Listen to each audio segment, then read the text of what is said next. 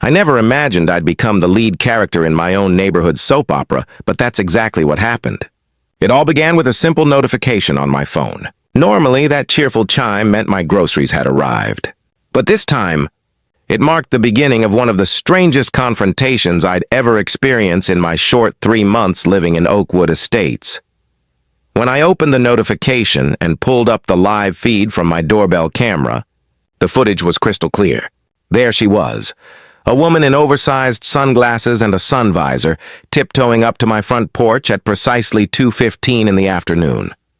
She looked around nervously, then snatched my 2 grocery bags like they belonged to her, scurrying away with the confidence of someone who believed she was untouchable. The most unbelievable part? She had no idea my camera had caught every second, every furtive glance, every hurried step across my lawn. And when I replayed the footage, my jaw dropped. That wasn't just any neighbor. It was Deborah Wilson, our HOA president. The same woman everyone politely called Deborah to her face, but referred to as Karen the moment she turned around. The same woman who once lectured me for leaving my garbage cans visible for a full 7 minutes after pickup day, now stealing my food in broad daylight. I watched the footage 3 more times, my shock slowly giving way to a strange sense of vindication. For weeks, I'd noticed little things missing from my deliveries, a bag of apples here, a carton of eggs there. I always assumed the delivery service had forgotten an item or two. Never in a million years did it occur to me that someone in this pristine, gated neighborhood was stealing from my porch. Especially not the person who spent every week sending community-wide emails about standards and preserving property values. I'm a software developer who works from home, and my days are crammed with video calls and late-night coding marathons. Grocery deliveries aren't just convenient, they're essential. Without them, I'd be surviving on vending machine snacks from the gym down the street. So when my groceries started disappearing, it wasn't just annoying. It was throwing my entire week into chaos. That afternoon, my groceries had been delivered at 2:05 p.m. I was deep in a meeting and couldn't step away right then. By the time I finished 10 minutes later, the porch was completely empty. No bags, no receipt, nothing. That's when I checked the camera and saw the unbelievable truth. What got to me wasn't just the theft. It was the audacity. Deborah, who had personally welcomed me to Oakwood Estates, with a binder full of HOA rules and a warning about keeping the neighborhood in line, had the nerve to stroll up and take my food like it was her right. She'd already visited twice to tell me my lawn was a 1/4 inch above regulation height, and that my mailbox needed to be repainted the official shade of Oakwood, cream. And now she was stealing oat milk. At first, I didn't know what to do. Part of me wanted to march right up to her door and confront her, but another part knew better. Evidence was power, and I had plenty. So I did something that even surprised me. I forwarded the video to the local police department's non-emergency email with a short explanation, then staying completely by the book. I sent the same video to the other HOA board members with a polite message expressing concern over unusual activity on my property. What happened next was beyond anything I expected. Within an hour, my phone was blowing up with messages from neighbors. Turns out I wasn't the only one. The Johnsons down the street said a package of steaks had vanished last week. The elderly couple on the corner mentioned their medication deliveries had gone missing, twice. Suddenly, a pattern emerged. Deborah had apparently been on a spree, and no one had dared to call her out before. By that evening, I looked out my office window to see a police cruiser parked outside Deborah's 2-story colonial, the one with the picture-perfect lawn and flower beds trimmed with military precision. I wasn't trying to snoop, but my desk faced her driveway. Through the blinds, I watched as 2 officers walked up to her door. When she appeared, she was holding something that looked suspiciously like a carton of oat milk, the same brand I'd ordered. Even from a distance, I could see her face cycle from confusion to outrage as the officers spoke to her. The next morning brought the confrontation I'd been dreading. At 7:30 a.m., the doorbell rang. I was barely halfway through my first cup of coffee when I opened the door, and there she was. Deborah, Karen Wilson herself. Her face was flushed red with anger, her arms crossed, her foot tapping like a metronome. "I know what you did," she snapped, her tone dripping with accusation. You sent that ridiculous video to the police and the board. Do you have any idea how humiliating that was for me? I kept my expression calm even as my pulse quickened. Good morning, Deborah. Would you like to come in and talk about this like adults? She didn't wait for an invitation, just marched straight into my living room like she owned the place. There's nothing to discuss, she said sharply. That video is clearly edited. Anyone with half a brain could see that. I would never steal anything, especially not groceries. I drive a Mercedes, for heaven's sake. I gestured toward a chair, but she refused to sit, preferring to stand and glare down at me. I don't appreciate being falsely accused, she continued, her voice trembling with self-righteous anger. I'm the president of this HOA, and I have a reputation to uphold. I'll have you know I'm considering legal action against you for defamation. That's what she said, arms crossed, chin tilted up in full Karen posture, when my doorbell camera chimed again. Another alert flashed on my phone. I glanced down and my heart skipped a beat. The grocery delivery driver had just dropped off my replacement order, the one I'd scheduled after reporting my stolen groceries. Karen's eyes flicked toward my phone. I could tell the exact moment she realized what was happening, because her entire demeanor shifted. She plastered on a fake smile. I'll be right back, she said lightly. Just remembered I left something in my car? Sure you did. I didn't even need to check the camera to know what she was planning.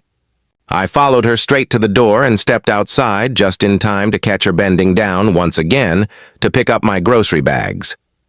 The delivery driver was only halfway to their car when they turned and froze at the sight of the two of us. Is there a problem with the delivery? The driver asked, clearly confused. Karen straightened instantly, adjusting her visor like it was a crown. Oh, no problem at all, she said with a sugary smile. I was just helping my neighbor bring his groceries inside. He has a bad back, don't you, dear? I kept my voice even. My back's fine, Deborah. And these are my groceries, just like the ones you took yesterday. And probably the week before that, too. The driver's eyes widened. Without another word, they got into their car and drove off, leaving me and Karen standing there in tense silence. Her face cycled through a wild mix of emotions, fake sympathy, irritation, panic, but she recovered fast, forcing out a brittle laugh. You're making a mountain out of a molehill, she said, trying to regain control. It was an honest mistake. Sometimes deliveries get mixed up. I thought those groceries were mine, I nodded slowly. An easy mistake to make, I suppose. Except my name and address were on the receipt, and you didn't order any groceries yesterday, did you? Her cheeks flushed crimson. This is ridiculous. I don't have time for this. I have an HOA meeting to prepare for. She turned on her heel to leave, but froze as a police cruiser rolled up to the curb. The same two officers from the night before stepped out, their expressions professional but firm. Mrs. Wilson, one of them said as they approached, we have a few more questions about the incident we discussed yesterday. What followed was uncomfortable, but deeply satisfying. The officers explained that, after reviewing the footage and speaking to several other residents, they had enough evidence to suggest a pattern of theft. They asked if she would allow them to take a look inside her home. At first, Karen refused, her voice rising an octave as she protested. But something in the officer's tone must have told her that cooperation was her best option. Reluctantly, she agreed. I didn't go inside with them, but later my next-door neighbor filled me in on everything. The moment the officers entered her pristine colonial, they discovered no fewer than 3 separate grocery deliveries stacked in her kitchen, bags and boxes with labels clearly showing other people's names and addresses.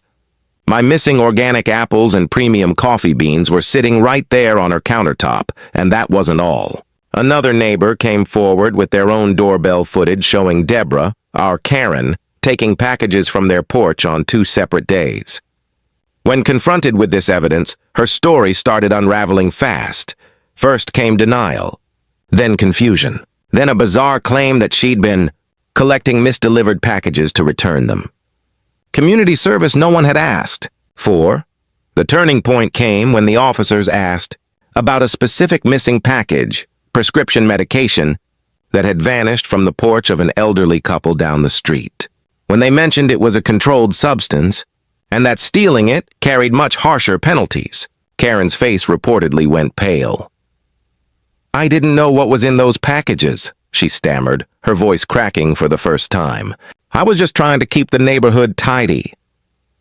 That afternoon, the entire Oakwood Estates neighborhood gathered in stunned silence as a patrol car parked outside Karen's immaculate home.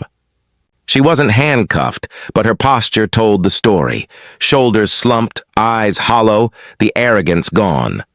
Her designer blouse and perfect hair looked strangely out of place against the flashing lights.